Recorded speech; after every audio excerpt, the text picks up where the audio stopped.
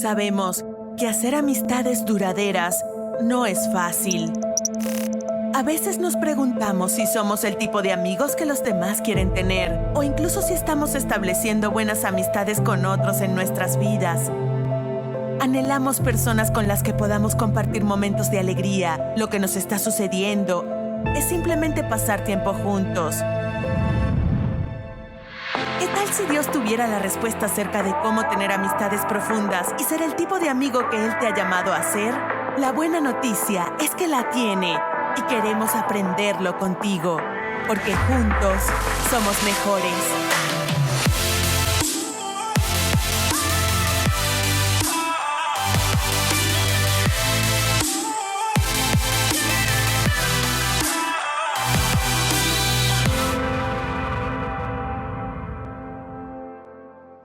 Pues hola a cada uno de ustedes, muchísimas gracias por estar aquí, sobre todo si esta es tu primera ocasión en Sugar Creek. Queremos darte la bienvenida y agradecerte de que tú has tomado de uno de tus domingos para acompañarnos el día de hoy. También aquellos que nos están viendo en línea, muchísimas gracias por sintonizarnos, ya sea en vivo en este momento o posteriormente nos estás viendo a través de uno de tus dispositivos móviles. También bienvenido a Sugar Creek. Estamos terminando ya una serie que se llama Amigos, Juntos Somos Mejores. Y la próxima semana, de hecho, es la última parte de esta serie. Y lo que hemos estado haciendo es que hemos estado explorando esta idea de la amistad. Y para algunos quizás se están preguntando o diciendo ¿por qué estamos hablando acerca de la amistad? Eso es sentido común, todo el mundo sabe acerca de lo que significa ser un amigo. Pero la realidad es que a medida que vemos cómo la idea de la amistad ha ido cambiando, sobre todo en nuestros tiempos, empezamos a ver que esto en realidad es un problema, sobre todo para las generaciones más jóvenes. Y una de las cosas que ha pasado es que con el advenimiento de las redes sociales, la tecnología y también el hecho de que hemos pasado por una pandemia, esto ha modificado las relaciones. Muchas relaciones que antes eran muy cercanas, ahora se han distanciado, han terminado y la gente se está preguntando qué significa realmente tener una amistad. Y por eso comenzamos esta serie hablando acerca de que la amistad en realidad comienza cuando nosotros nos conectamos con Dios y Él se convierte en nuestro amigo que nosotros estamos siguiendo, obedeciendo y permitiendo que Él tome el control de nuestras vidas. Es la base de toda amistad. Y luego hablamos también acerca de que la amistad requiere de el hecho de que nosotros necesitamos responsabilizarnos de forma personal de lo que sucede en nuestras relaciones. Hablamos también acerca del costo de la amistad, de que si queremos amistades duraderas hay un costo que se tiene que pagar y muchas veces la mayoría de las personas no están dispuestas a pagar este costo. Y luego la semana pasada hablamos acerca de la necesidad de la verdadera amistad y todos nosotros necesitamos esa persona a la cual podemos acudir cuando estamos pasando por un problema o por una situación que sabemos que nos van a apoyar y que van a estar en esos momentos duros como en los momentos buenos de nuestra vida, o que nosotros somos ese tipo de amigos para las demás personas. Hoy lo que vamos a hacer es enfocarnos sobre esta idea de los enemigos de la amistad, los enemigos de la amistad.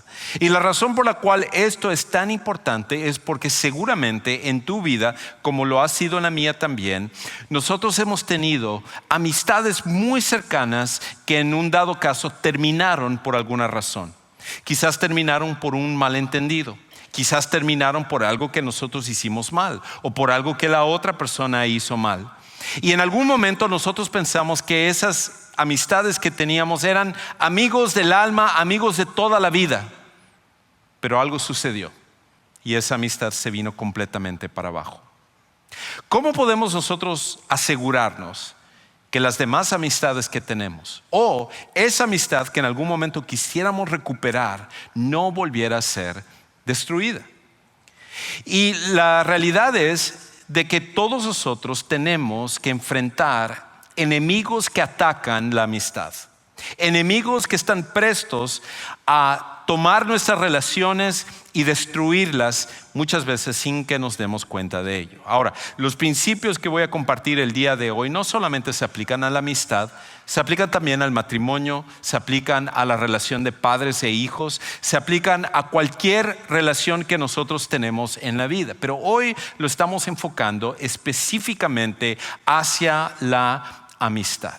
Y hay una cosa que es importante que tú y yo necesitamos recordar con respecto a esta idea de los enemigos de la amistad. Y es esto, que al final los enemigos de la amistad eventualmente nos harán enemigos de nuestras amistades. Si nosotros no ponemos cuidado a los ataques de los enemigos de la amistad en nuestra vida, lo que va a pasar es que los enemigos de la amistad eventualmente nos harán enemigos de nuestras amistades.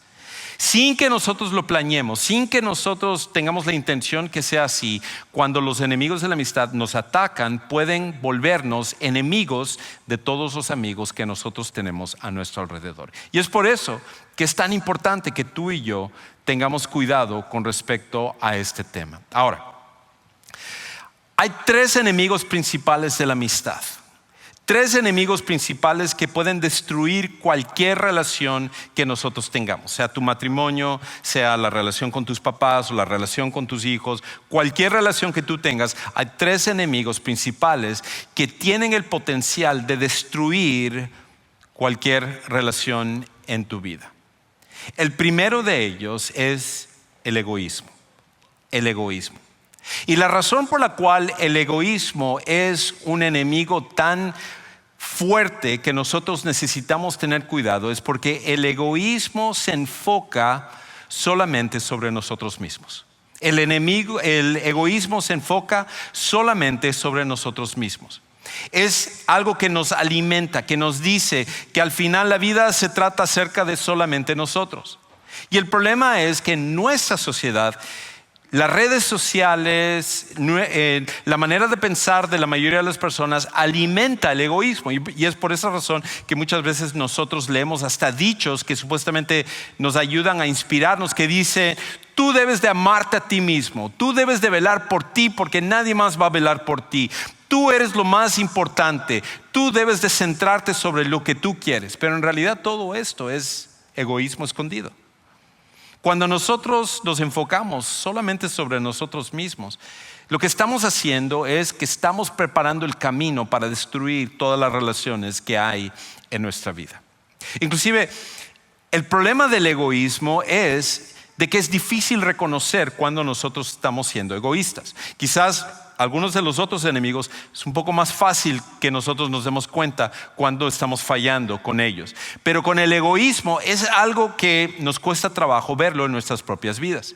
Había un artículo que salió en el New York Times y también en el New Yorker Magazine, donde estaban haciendo una encuesta entre las personas con respecto al egoísmo.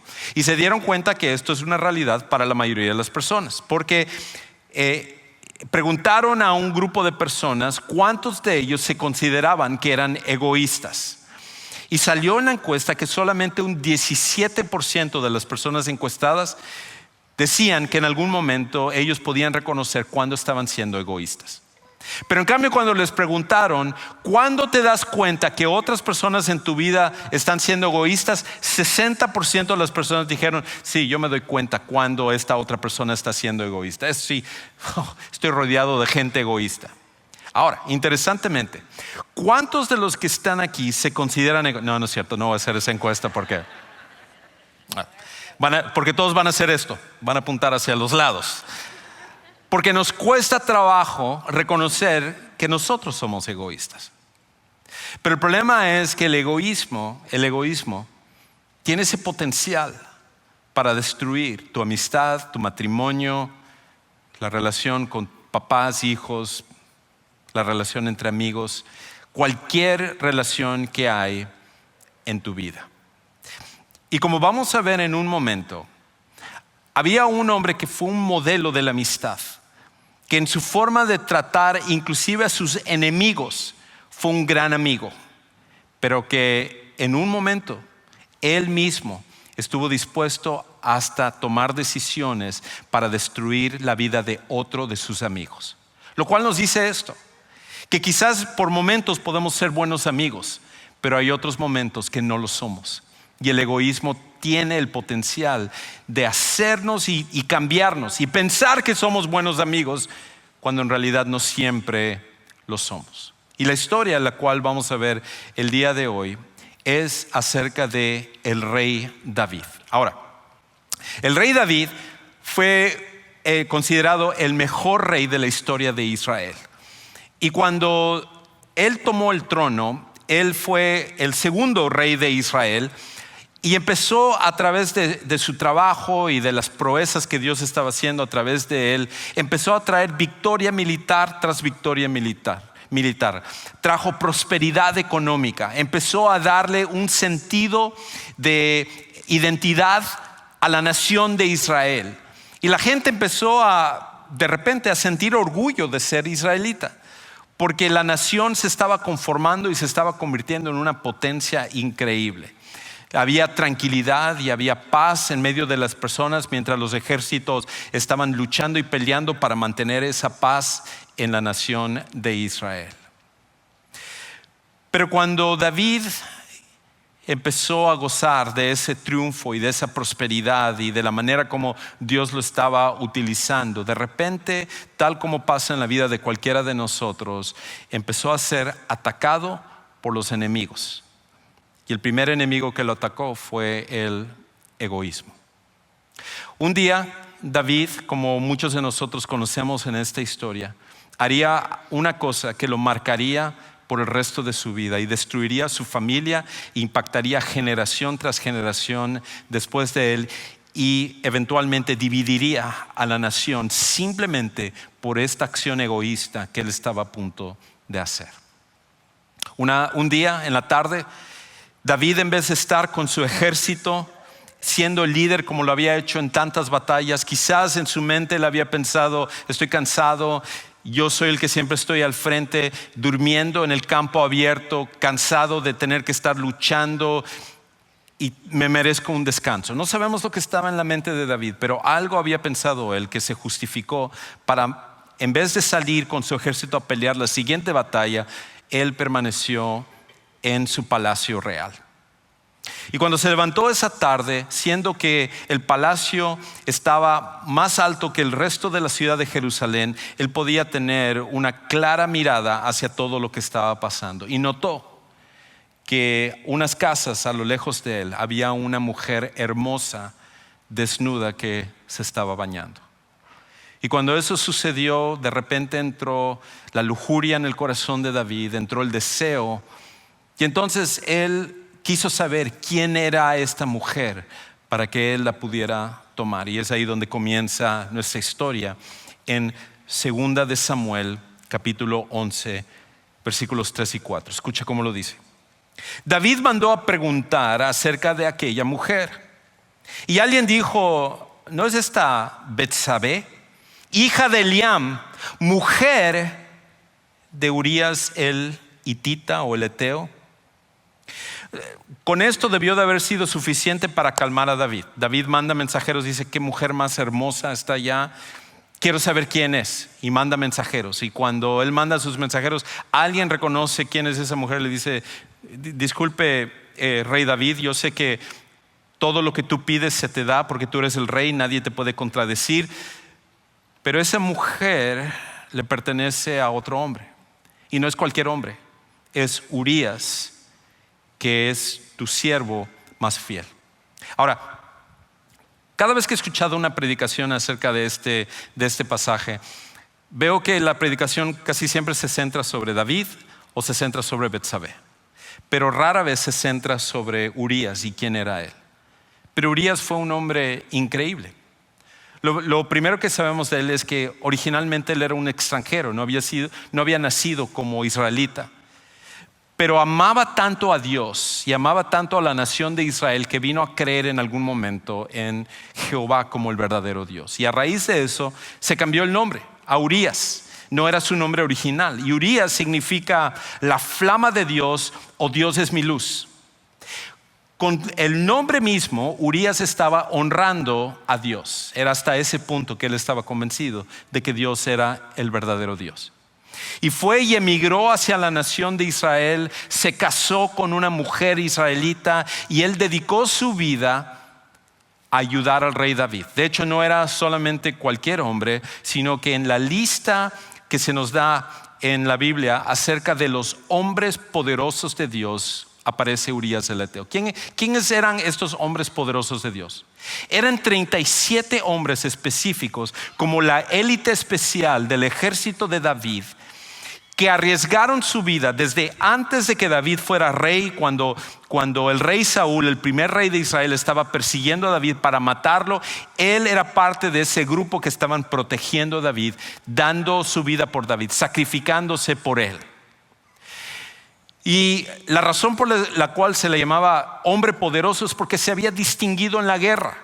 Había hecho proezas militares que lo habían elevado por encima de los demás soldados comunes. Y cuando David entonces tomó su trono, él, como parte de esos hombres poderosos, continuaron luchando por David para mantener su trono. Era un amigo de David. Urías era uno de los amigos de David. Entonces, este hombre que estaba en ese momento peleando por David, sacrificando su vida por David, cuando el mensajero le dice a David: David, ella, Betsabé, es la mujer, no de cualquier persona, ya con eso es suficiente, es mujer de otro hombre, pero es la mujer de tu amigo Urías, que él está ahorita luchando por ti. Con eso David debió de haber dicho: no sé qué estaba pensando, si es mujer de otro hombre, no puedo yo pensar siquiera estar con ella, y mucho más aún si es de Urías. Pero no le importó, porque el egoísmo tomó control de su corazón, como lo toma con tu corazón en los momentos que tú deseas algo y no importa a quién vas a dañar a tu alrededor. Es algo que todos nosotros estamos presos a que pueda tomar nuestra vida. Y entonces continúa la historia diciendo de esta manera: David envió mensajeros y la tomaron. Y cuando ella vino a él, él durmió con ella. Después que ella se purificó de su inmundicia, regresó a su casa. El egoísmo llevó a David a decir: no me importa que es mujer de otro hombre y no me importa que es mujer de Urías, mi amigo, yo la quiero para mí. El egoísmo siempre nos cega a pensar que podemos tomar lo que querramos simplemente para satisfacer nuestros deseos. Ahora, no es el único enemigo que nosotros enfrentamos. Hay otro enemigo que también nosotros estamos constantemente enfrentando, y es el enemigo de la mentira. El enemigo de la mentira. Y el problema de la mentira es que la mentira mantiene una imagen falsa ante otros, ante los demás, ignorando el costo. La mentira mantiene una imagen falsa ante los demás, ignorando el costo. Ese es el problema de la mentira. La mentira lo que quiere es mantener quienes somos ante los demás, aunque realmente nosotros no seamos lo que decimos que somos. Es por eso que mentimos y decimos una cosa y luego que decimos una mentira, decimos otra mentira para tapar la mentira, y la gente dice: oye, pero ¿cómo puede? No, y otra mentira y otra mentira, porque la idea es tapar y conservar quién tú eres delante de las demás personas, aunque en realidad no lo seas. Y eso fue lo que David fue tentado a hacer como su segundo enemigo que él estaba enfrentando. Porque de repente llegó la noticia a David a decirle: David, esa mujer con la cual tuviste relaciones ahora está embarazada. ¿Y qué va a pasar ahora cuando regrese Urías y se entere que su mujer está embarazada? ¿Qué va a pasar con tu trono? ¿Qué va a pasar ahora con tu posición? ¿Qué va a pasar con la imagen que tú tienes como el rey que amas a Dios y que eres el líder de todas las demás personas? ¿Qué va a pasar con todo lo que tú tienes? Todo se va a venir a la basura. Y David dijo: no puedo permitir eso. No puedo permitir que todo esto se venga para abajo. Por lo tanto, lo que tengo que hacer es mentir y manipular para tapar lo que yo hice, para tapar mi acto egoísta y de esa manera entonces encubrir mi pecado y poder seguir adelante. Y eso es exactamente lo que David hizo. Escucha entonces lo que nos dice la historia. Versículo 7. David manda un mensaje a su general que se llamaba Joab y le dice: mándame de regreso a Urías, porque voy a tratar de aquí manipular y hacer algo para tapar lo que yo hice. Cuando Urías vino a él, ya que lo mandaron a llamar, o David lo mandó a llamar, David le preguntó por Joab, el general, por el pueblo y por el estado de la guerra. En otras palabras, tapando un poquito. Estás aquí, dame información de cómo está la situación allá en la guerra. La situación que tú deberías estar allá, David, pero escogiste no estar. Después dijo David a Urías: desciende a tu casa y lava tus pies. Salió Urías de la casa del rey y tras él fue enviado un obsequio del rey. Entonces David dice esto: Urías ha estado, quién sabe, semanas, meses, quién sabe cuánto tiempo peleando en la guerra, rodeado de otros hombres, sacrificando su vida a la intemperie. Lo más seguro es que él quiere ir a su casa, estar en su propia cama, estar con su esposa, y entonces cuando eso suceda yo tapo todo lo que hice y se acabó el problema. Pero había una cosa que David no contaba con ello, y era que Urías era un hombre de integridad. Era un hombre que amaba a Dios. Y era un hombre que amaba a David mismo, a pesar de que David le había hecho un daño con su propia esposa. Y entonces Urías, en vez de hacer lo que cualquiera en su lugar hubiera hecho, no desciende a su casa. Versículo 9. Pero Urías durmió a la entrada de la casa del rey con todos los siervos de su señor y no bajó a su casa. Después de tanto tiempo de no ver a su esposa, él decide permanecer ahí en el palacio. Cuando se lo contaron a David, él no lo podía creer. Le dijeron: Urías no bajó a su casa. David dijo a Urías: ¿no has venido de hacer un viaje? Tuvo que preguntarle: ¿No estuviste tanto tiempo afuera? O sea, no comprendo. ¿Por qué no bajaste a tu casa? Y escucha la respuesta de Urías. Urías respondió a David: el arca, Israel y Judá están bajo tiendas, y mi señor Joab y los siervos de mi señor acampan a campo abierto. ¿He de ir yo a mi casa para comer, beber y acostarme con mi mujer? Por su vida, la vida de David, y la vida de su alma, que no haré tal cosa. Urías, un hombre tan justo como él, dijo: si todos están sufriendo en este momento, ¿quién soy yo para no padecer lo mismo que ellos, aunque sea durmiendo en este lugar? Mientras que David había sido egoísta, Urías en cambio había sido un hombre de completa integridad. Mientras que David estaba tratando de manipular y mentir, Urías en cambio estaba siendo transparente y estaba mostrando quién era él verdaderamente. Pero obviamente esta mentira hay que taparla por el daño que puede traer. Así que David no se da por vencido. Y entonces dice aquí: entonces David, versículo 12, dijo a Urías: quédate aquí hoy también y mañana te dejaré ir. Y se quedó Urías en Jerusalén aquel día y el siguiente. No te regreses todavía, quédate aquí con nosotros. Y David dijo: ok, no lo hizo a la primera, pero tengo un plan B. Un plan B que esta sí debe de funcionar. Y lo que voy a hacer es que lo voy a embriagar. Porque cuando las personas están embriagadas, cuando las personas están emborrachadas, pierden el control. Y entonces él va a estar con su mujer y ahí soluciona el problema. Y David lo convidó a comer y a beber con él y lo embriagó intencionalmente como parte de su manipulación. Al anochecer, Urías salió a acostarse en su cama con los siervos de su señor, pero no descendió a su casa. No importaba que había sido manipulado por David, en el fondo Urías seguía siendo un hombre de suma integridad.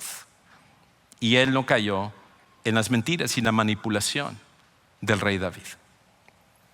A esta altura David solamente tiene una cosa más que hacer para poder tapar para poder mentir, para poder manipular lo que él había hecho, lo único que queda entonces es destruir a su amigo, destruir a su siervo fiel. Al hombre que estaba sacrificando su vida, David tenía que exterminarlo. Entonces, dice en el versículo 15, a la mañana siguiente David escribió una carta a Joab, al general, y lo envió por mano de Urías, porque sabía que Urías mismo estaría llevando una carta que sería su sentencia de muerte, pero él tendría tanta integridad que jamás se le ocurriría abrir la carta que era dirigido al general. Él llevaría cualquier orden, inclusive si eso significaba su propia muerte. Versículo 15, en la carta había escrito: pongan a Urías al frente de la batalla más reñida y retírense de él, para que sea herido y muera. Así que cuando Joab asediaba la ciudad, puso a Urías en el lugar donde sabía que había hombres valientes. Y los hombres de la ciudad salieron y pelearon contra todo. Y algunos de los siervos de David cayeron, y murió también Urías, el hitita.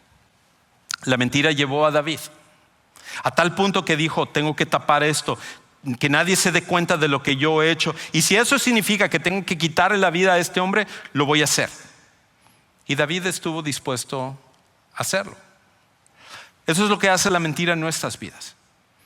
Hace que nosotros dañemos, lastimemos, hablemos mal, hagamos cualquier cosa para tapar y conservar y mantener la imagen falsa que nosotros tenemos. A veces puede ser llegar a un extremo, como pasó con David, de quitarle la vida a una persona. En otros es simplemente tratar de mantener esta imagen falsa delante de las demás personas a cualquier costo. Me recuerda a una historia que leí que sucedió ya hace varios años en la maratón de Boston, que es considerada la maratón más famosa de todo el mundo. Y la razón por la cual es la más famosa es que no cualquiera puede correr en la maratón de Boston, sino que uno tiene que ganar ciertas maratones específicamente para entonces calificar para la maratón de Boston, lo cual lo hace mucho más difícil que cualquier otra maratón por el prestigio de los años y por el premio. Todo el mundo quiere ser parte de esa maratón. Y había una mujer que corrió hace varios años que increíblemente, siendo su primera maratón, corrió esa maratón y la ganó. Y el nombre de esta mujer se llama Rosy Ruiz.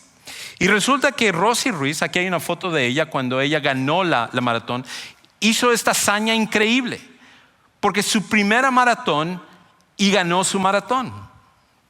Pero entonces a alguien se le ocurrió que al verle las piernas se dieron cuenta que ella no tenía las piernas de una corredora. Normalmente son tonificadas por toda la musculatura que desarrollas al correr tanto. También se dieron cuenta otros que nunca la vieron correr durante la carrera. Nadie vio que ella había corrido. Y empezaron a hacer la investigación y se dieron cuenta que en la última milla de la maratón ella se metió. Y entonces, siendo la más fresca, ganó la maratón. Y cuando la confrontaron con respecto a lo que había hecho, ella mantenía que ella había corrido toda la carrera. A pesar de toda la evidencia que le presentaron, a pesar de todo lo que sucedió, ella mantenía su mentira porque era la imagen que ella estaba tratando de mantener. Creo que es lo que sucede con nosotros. Estamos dispuestos a pagar cualquier costo que sucede o que estamos dispuestos a pagar para mantener nuestra imagen. Pero hay un enemigo más, el último enemigo. Y el último enemigo que nosotros tenemos es el orgullo. El orgullo.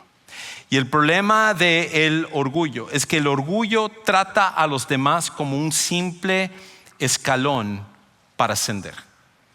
El orgullo trata a los demás como un simple escalón para ascender. David pensó que ya había quitado su problema.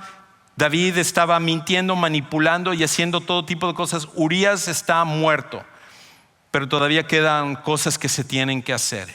Y el orgullo de David de decir: yo soy el rey, yo puedo hacer lo que yo quiera, le llevó a tomar una decisión tras una mala decisión tras una mala decisión, que lo llevó a la postre a sufrir por el resto de su vida. Escucha lo que entonces dice 2 Samuel 11, 22 al 27. Partió pues el mensajero, llegó un mensajero para informar a David lo que había pasado, y partió pues el mensajero y llegó y le informó a David todo lo que Joab le había enviado a decir. En otras palabras, lo que él había mandado a que mataran a Urías, ahora le están mandando el mensaje para decir misión cumplida. Y el mensajero dijo a David: los hombres prevalecieron contra nosotros y salieron al campo contra nosotros, pero los rechazamos hasta la entrada de la puerta. Pero los arqueros tiraron contra sus siervos desde la muralla, y algunos de los siervos del rey han muerto. Y también su siervo Urías, el hitita, ha muerto. Entonces David dijo al mensajero: así dirás a Joab: no tengas pesar por esto, porque la espada devora tanto a uno como al otro. Haz más fuerte tu combate contra la ciudad y destrúyela, y tú aliéntalo. En otras palabras, Urías es nada más un escalón más que yo tengo que ascender, que yo tengo que subir. Sí, había sido un amigo, sí, era alguien que me defendió, sí, era uno de mis soldados más confiables, pero a la postre de lo que se trata es acerca de mí, y yo voy a hacer lo que yo quiera. Entonces, al oír la mujer de Urías que su marido Urías había muerto, hizo duelo por su marido. Cuando pasó el luto, David mandó traerla a su casa, y ella fue su mujer y dio a luz un hijo. Pero lo que David había hecho fue malo a los ojos del Señor. El orgullo tiene una manera también de destruir las relaciones a nuestro alrededor. Nos lleva a usar a las personas y simplemente verles como un peldaño que nosotros tenemos que elevarnos, que tenemos que trepar, que tenemos que ascender. A veces la gente que está a nuestro alrededor es la víctima de nuestro propio orgullo, y se sienten que siempre son usados y que todo tiene que ser acerca de nosotros. Me recuerda al pez globo. El pez globo tiene un veneno increíblemente potente. De hecho, aquí hay una foto del pez globo, y cuando el pez globo está a punto de ser atacado por algún tipo de depredador, se infla, y es súper flexible, y es increíble cómo puede hincharse a un tamaño mucho más grande de lo que es normalmente. Se llena de agua y se llena de aire, y entonces eso le permite que sus espinas puedan defenderlo si en dado caso si es atacado. Y el veneno que posee el pez globo es 1200 veces más potente que el cianuro. De hecho, el pez globo tiene suficiente veneno para matar a 30 personas, y hay otra cosa, que el veneno del pez globo no tiene antídoto. Creo que eso es lo que muchas veces pasa con nosotros y con nuestro orgullo. Nosotros nos inflamos de orgullo y empezamos a dañar a la gente a nuestro alrededor con nuestro veneno. Es lo que hizo David. Lo hizo con Urías, literalmente mandándolo a matar, y luego a Betsabé, que iba a ser una víctima, y su hijo y las demás personas y los mensajeros y Joab. Todos alrededor eran utilizados porque al final se trataba de David y lo que él quería. Cualquiera de nosotros puede caer en eso.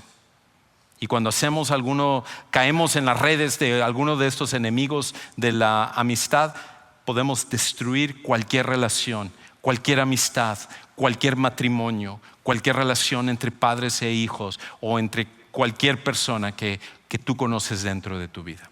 La pregunta entonces es: ¿cómo contendemos con los enemigos de la amistad? ¿Cómo contendemos con los enemigos de la amistad? Y quiero sugerirte rápidamente que hay 3 cosas que tú y yo necesitamos hacer si vamos a preservar nuestras amistades, nuestros matrimonios o cualquier relación de nuestra vida.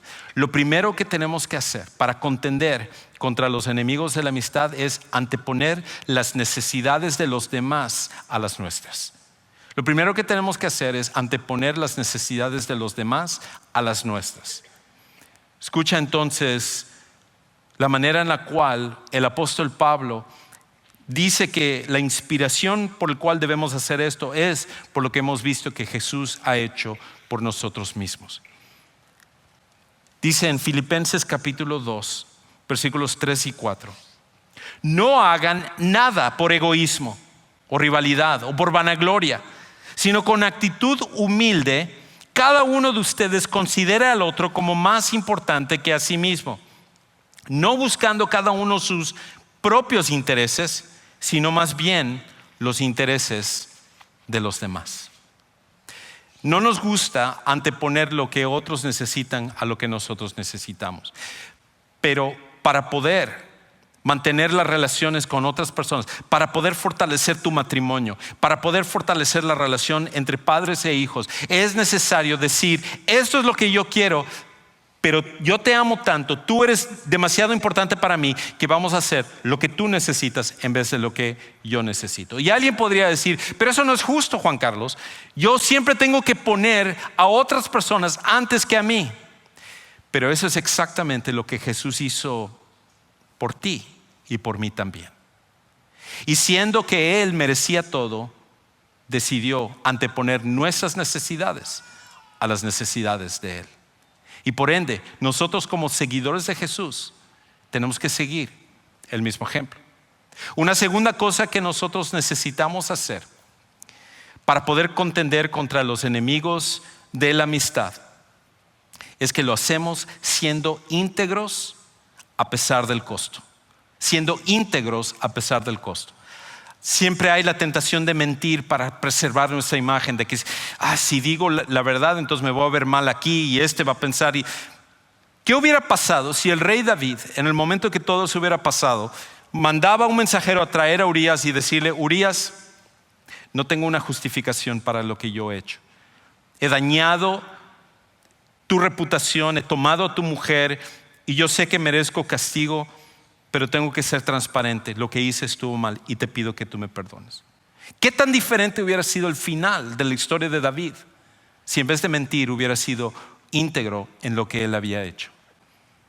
¿Y cómo sería diferente tu historia y mi historia si en los momentos en los cuales estamos tentados a mentir, nosotros escogiéramos la integridad y decir: me duele decir esto, no quiero decir esto, me da vergüenza, pero esta es la verdad. Esto es lo que yo hice, lo que yo dije, lo que sucedió. Una tercera cosa que tenemos que hacer, y lo último, es que la manera en la cual contendemos contra los enemigos de la amistad es escogiendo la humildad como el antídoto al orgullo. Escogiendo la humildad como el antídoto al orgullo. La manera como lo hacemos es que nosotros tenemos que intencionalmente escoger la humildad. No es algo que nos viene natural. Todos nosotros queremos ser orgullosos, somos orgullosos, pero tenemos que escoger la humildad. Y cuando escogemos ser humildes, en vez de ser orgullosos, cambiamos cualquier relación. Me recuerda a una historia que compartí hace algún tiempo, en el que el famoso actor Denzel Washington. ¿Cuántos aquí conocen quién es Denzel Washington? Los que están ahí, pongan ahí en el foro. Yo conozco a Denzel Washington. Un actor increíble, muchas buenas películas que él ha filmado. Cuando Denzel Washington empezó a pegar, él estaba comenzando en su carrera y empezó a ser muy reconocido y empezaron a elogiarlo y todo. Dice que un día él llegó a casa de su mamá. De hecho, aquí hay una foto de Denzel Washington con su mamá. Y él llegó ahí con su mamá y le empezó a decir a su mamá: mamá, ¿no te da orgullo de que tu hijo ha logrado tanto solo para ser el actor que es hoy y ser tan querido en el mundo? Y dice que su mamá en ese momento le agarró y dijo: ¿sabes una cosa? Anda y agarra el trapeador y me vas y me lavas todas las ventanas de toda la casa. Entonces cuando terminó de hacerlo le dijo: nunca más me vuelves a decir que tú has logrado esto solo. ¿Tú sabes cuánta gente ha estado orando por ti y velando por ti y ayudándote para que tú llegues al lugar donde estás? A veces nosotros también necesitamos ese sopetazo también en la cabeza, aunque no seamos un actor. Necesitamos ser recordados que ninguno de nosotros estamos donde estamos solos, sino por la ayuda de otras personas. Y el orgullo nos hace olvidar de las demás personas, tratándolos como un peldaño, como un escalón para ascender. Pero la humildad es lo que tú y yo necesitamos escoger. Todo comienza con una relación con Jesús. Jesús es el único que puede darnos la fortaleza para que nosotros escojamos humildad, para que nosotros podamos enfocarnos sobre las demás personas, para que nosotros podamos anteponer las necesidades de otros a las nuestras, para que nosotros seamos íntegros a pesar del costo que eso pueda marcar para nuestra vida. Cuando tú y yo conocemos a Jesús como nuestro Salvador personal, Él nos cambia de adentro para afuera y nos da nueva vida. Ahora, quizás para ti esto suena un poco confuso y no entiendes exactamente esto que significa recibir a Jesús o confiar en Jesús. Y nosotros queremos ayudarte el día de hoy, que tú tomes esta decisión, que va a ser en realidad la más importante de tu vida. En unos momentos, terminando este servicio, saliendo por las puertas atrás, hacia tu derecha, tenemos un lugar que llamamos el Centro de Siguientes Pasos. Y ahí estamos listos para explicarte lo que esto significa. A lo mejor para ti, tú necesitas tomar el paso de bautizarte. O a lo mejor para ti, tú necesitas oración el día de hoy por algo que está pasando en tu vida. O tienes una pregunta, cualquiera que sea tu siguiente paso, queremos ayudarte a que tú lo tomes en tu jornada con Dios. Para aquellos que están en línea, simplemente pongan ahí un mensaje y nosotros posteriormente nos contactaremos con ustedes. Oremos. Padre Celestial, gracias porque a pesar de los enemigos que nosotros enfrentamos, no solo para la amistad, sino para el matrimonio y para cualquier relación, la respuesta al final está en tu Hijo Jesús. Y el día de hoy te pedimos que tú nos retes, tú nos ayudes a cambiar como nosotros no podemos hacerlo solos. Que seas tú obrando en nosotros. Y para aquellos que todavía no han tomado la decisión de conocer a Jesús, que lo puedan hacer el día de hoy. Te amamos y te damos gracias por esto y oramos en el nombre de Cristo Jesús. Amén.